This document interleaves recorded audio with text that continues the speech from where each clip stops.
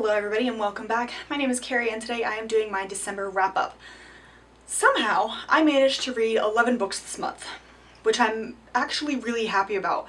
The big thing was that I finally finished La Sombra del Viento by Carlos Ruiz Zafón, which I will talk about in a minute.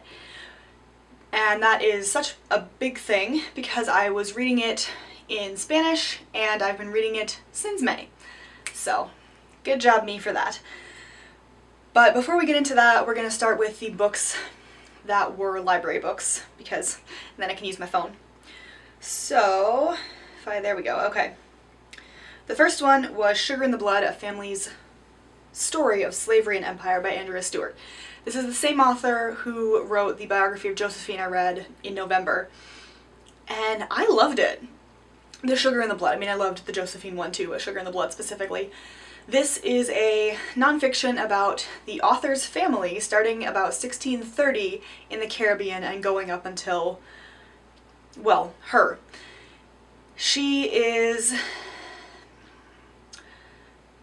African American? Caribbean American?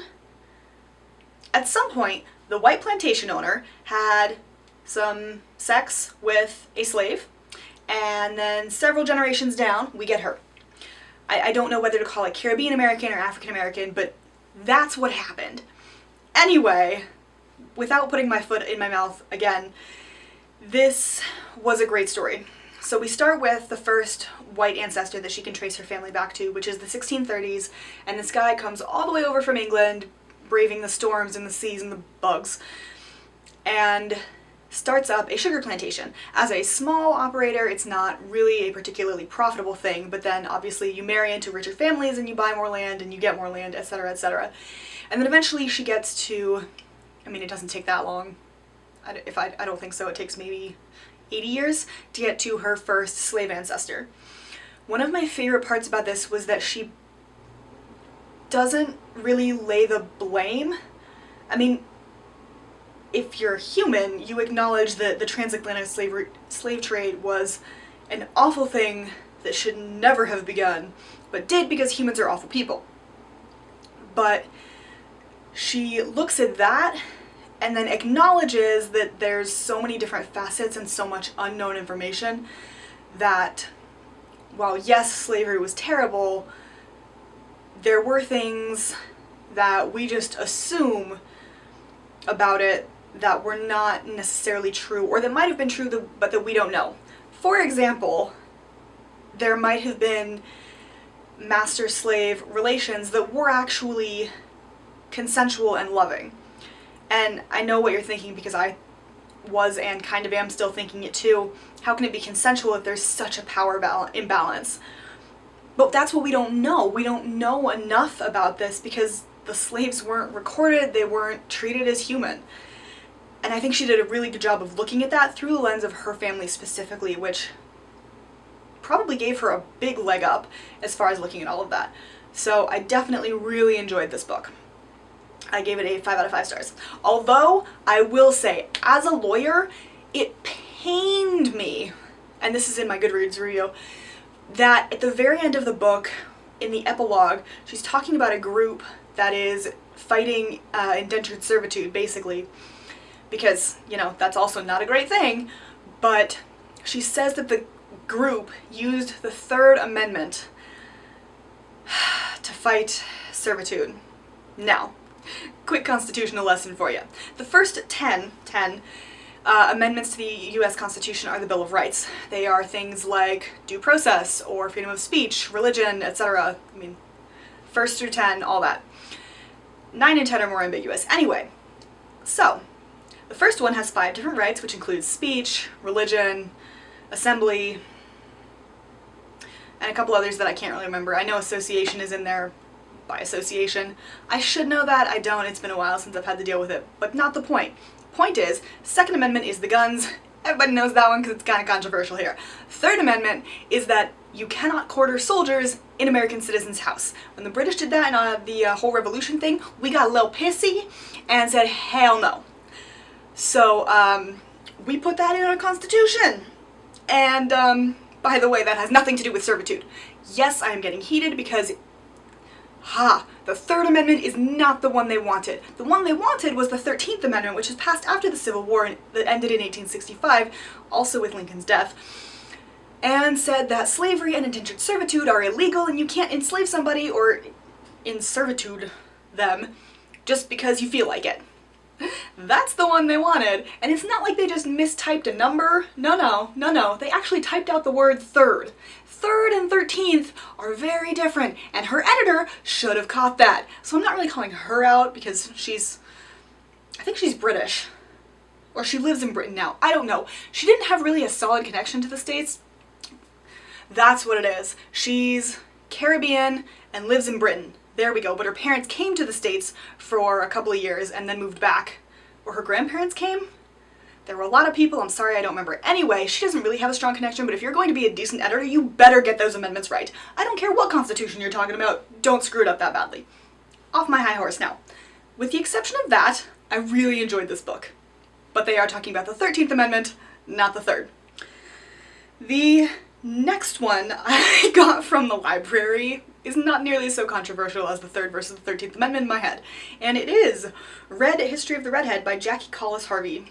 This was about a 200-page book that I think I gave, well, I have my phone, I can check, can't I? I gave this one, 4 stars, because it is a good book. It talks about the history of having red hair, and how from ancient times all the way up till now, we've essentially had the same idea that people with red hair are either really sexual, have a very short temper, and nowadays are soulless. None of which is true. Your hair color doesn't have anything to do with it. She talks about how that affected her behavior growing up as a redhead kid and how it affects our idea and our perception in society, such as the Wendy's logo has a red-haired kid. Pippi Longstocking. Who doesn't love Pippi Longstocking? And all of that kind of thing. My biggest problem with this one was just that it was 200 pages and it felt like she skipped hundreds of years between mentioning ancient Greece and going straight to the medieval period. I think there might have been 1 or 2 mentions in between there, sometime in the Dark Ages, but it just felt overly short to me. And I get that it's a 200-page book and I get that there might not be a lot of documentation about redheads at the time, but all the same, we had and have so much artwork and the illuminated manuscripts and all of that kind of stuff from the time. So I think with more research and more effort, she could have done a more thorough, better job. Alright, and I've got about 10 minutes before my camera goes kaput to get through the rest of these. So we have Dark Age by Pierce Brown, which is the 5th book in the Red Rising saga. This is the 2nd trilogy, so we have the Red Rising trilogy, which takes place when Darrow, our main character, goes to this battle school, and then chaos ensues from there. This series, this 2nd trilogy, takes place 10 years after the events of the Red Rising trilogy. I love getting to see Mustang's POV in Dark Age. I thought that was fantastic. There's a lot of politics. A lot of people die in this, which I did not expect, and I was a little bit upset. I agree with Piera, and Lysander is a little shit. I'm sorry, I'm not pulling punches on my language when I'm filming today. Moving on. I really did like this, although it felt uber long. It is 750 some pages, and to be honest, I think it could have been done in 500. This one took me forever because I didn't want to pick it up, because if I put it down, it just didn't pull me back in. And that to me is not a sign of a great book. So I think I gave this one a 3.5, because I did enjoy the plot, I enjoyed seeing the characters develop even more, I enjoyed their relationships. It should not have been that long. Next we have the 4th book in the Apollo series, which is The Tyrant's Tomb by Rick Riordan.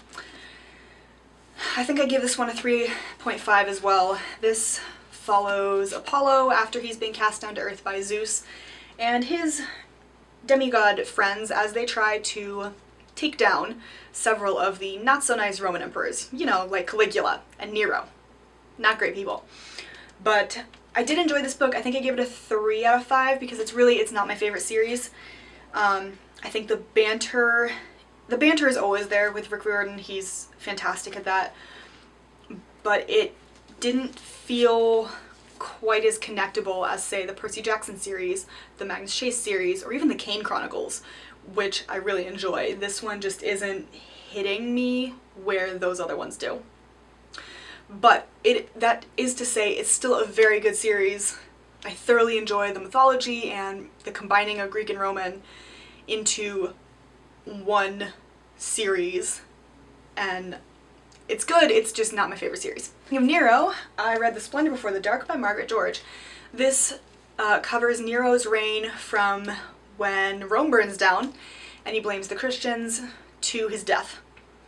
There was not as much about the fire and the whole blaming the Christians thing as I expected in here. I think the first 100 pages, maybe the first 120, had to do with the fire and trying to figure out who started it, and then ultimately deciding that you had to have a scapegoat, and the Christians seemed like good because he saw some of them throwing lit torches into houses that hadn't yet been burned.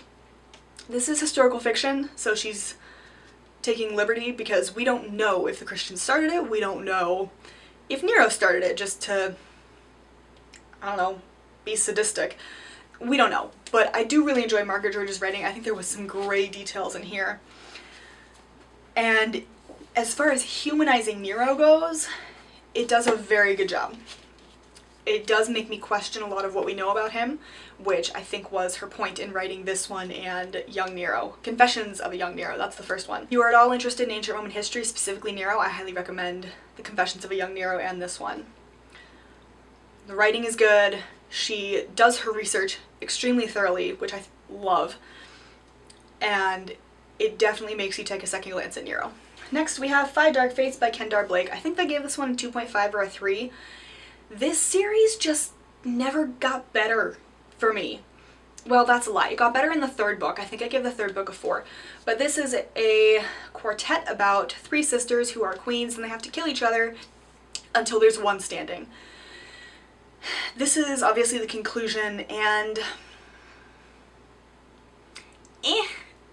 you know, just it didn't really, it felt too neat, too long, and too sorted, if you know what I mean. It didn't really hit boxes for me. The writing is still fine. It was interesting to see Catherine develop and see her change throughout this book specifically, but the rest of it just didn't really do anything for me, so I'm glad to have this done. Next we have 2 books. I don't have my contacts in or my glasses on, so I can't find the other book, which is somewhere in the piles, but that is Traitor-Born and Rebel-Born by Amy A. Bartol. This also completed a series. This started with Second-Born. This is a YA fantasy dystopian. I'm not really sure, and that's part of the problems I have with this series. These books, I think I gave an average of 3 stars. Neither of them got above a 3.5. There was some serious, oh my, I'm getting on my high horse again, guys. So many love interests in this series. So many. Nobody needs to have 5 freaking love interests. Nobody. And yet she did. She had 5. She ended up married to one of them, and then he died, and then I'm calm. I'm calm. But no. Again, I think these books had great potential. They started out, the society, let me back up. The society is a society where you are allowed to have 2 children, one of whom will inherit everything, and the second who is sent to the army. If you have any more than 2 children, they are killed. If you're lucky, you can hide them or get somebody else to take them and hide them as your second-born or whatever, but if they find out that there's a third-born, so, a very interesting premise. Our main character, Roselle, is the second-born of a very high-up family. So she's sent to the army and she's basically a celebrity in this world, and then discovers a couple of things that make her a little bit uneasy. And so she goes from there and she ends up trying to change this world. And by the third one, they're just combining religion and science and fantasy, which is fine if you've got some world building, but these books are all about 300 pages, so there's really no world building, and as my friend Katie pointed out when she attempted to read the first one with me, summer of 2018, the science is really shoddy. There's just, it's basically like saying there's pew pew guns, you know? It's just, it's not great. The premise was good, but there were so so many love interests, and we just completely threw science and fantasy out the window and went for a fantasy or something. I don't even know, but it doesn't make sense to me, and I wanted this book, this series, to be better than they were. The writing is fine. I think Bartol is a good writer technically. I just think her technique on the whole plot and character thing needs a lot of work. Then I read Lord Mansfield, Justice in the Age of Reason by Norman Poser. This I read not before my colleague did, but I did get it done before I went home for Christmas on the 22nd. And I really enjoyed this book. This is very well written. Like my colleague, the one big issue I had with it is that he changes from a chronological retelling, or telling I guess, not retelling his life, to a thematic one. So he does his childhood through his death, like all the big general events that don't have to do with law, in a chronological fashion, and then switches over to thematic for his legal decisions. I think it makes sense to do it that way in some ways, but at the same time it did kind of throw you off because he wasn't always good about putting in dates in the thematic part, so I wasn't always sure when that decision happened, or I had to go flip back 2 pages to find out that it was 1783 or something like that. Yeah, that actually works because he didn't die till 1788, 92? 93, I'm close. Anyway, Lord Mansfield is one of the most important Chief Justices that the UK, or England at the time, ever had. Many of the rules of law developed from him, and the US has taken many of them on as well, such as attorney-client privilege, certain evidentiary rules like expert witnesses, stuff like that. So that was really fun as a lawyer to read that and go, oh, it's your fault we have that. Thank you and not thank you, because some of them are just, they've become extremely convoluted, but some of them, like attorney-client privilege, is, I feel like I'm gonna shoot myself in the foot saying this, but relatively simple. Compared to hearsay, relatively simple. My favorite part of the book was definitely reading about the Zong and the Somerset decisions, because I read a book about the Zong, which is the slave ship where about a quarter to a third, were thrown overboard because they ran out of water, and he said, no, there was rain, there were ports you could have passed and picked up water, you don't get to have the insurance. He was extraordinarily careful to walk that very fine line between saying slavery is moral and legal or immoral and illegal. He never actually made a moral or legal ruling on slavery itself, which I find fascinating. But yeah, he was a brilliant man. He was an intriguing man, and sometimes seemed a little bit contradictory. But this was a very good book, a very good biography of him. It's going to be a long video, but we're almost down to the last book, so I apologize and thank you for sticking with me. Penultimate, we have La Sombra del Viento by Carlos Ruiz Zafón. I have been reading this book since May, and the reason it's taking me so long is because I got about 20 pages in back in May, and then there were other books, and I got nervous because it's Spanish, and I got lazy because it takes a lot more time to read something in a second language.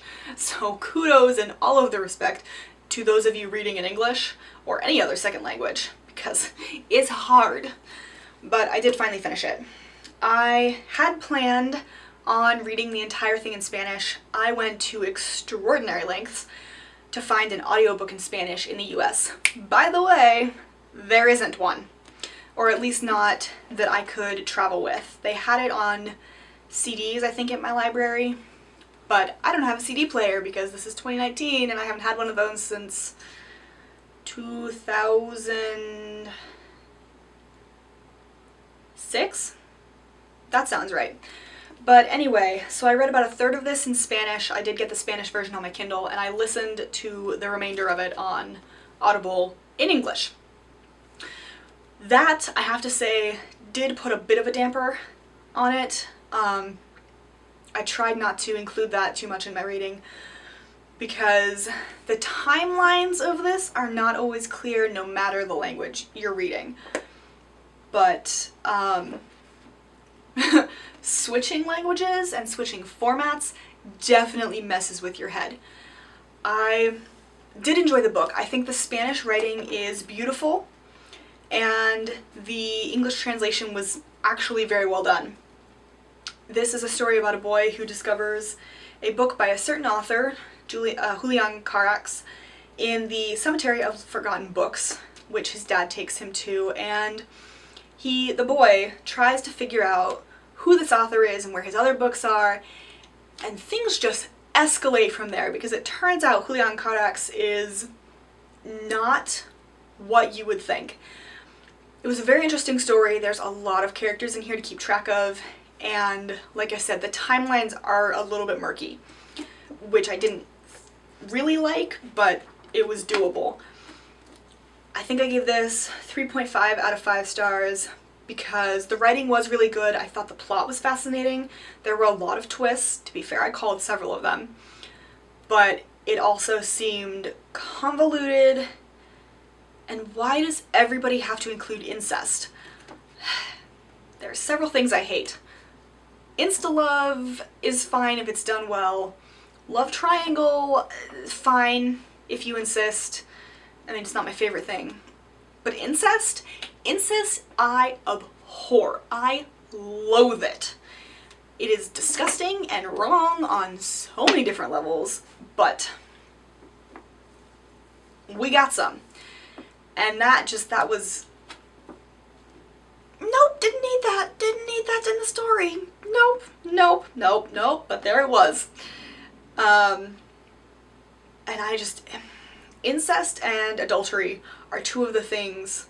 Adultery meaning that even if you're not married, you're in a monogamous couple, that you cheat on the other person. I don't like either of those. I can't explain why I'm okay with reading it in like nonfiction.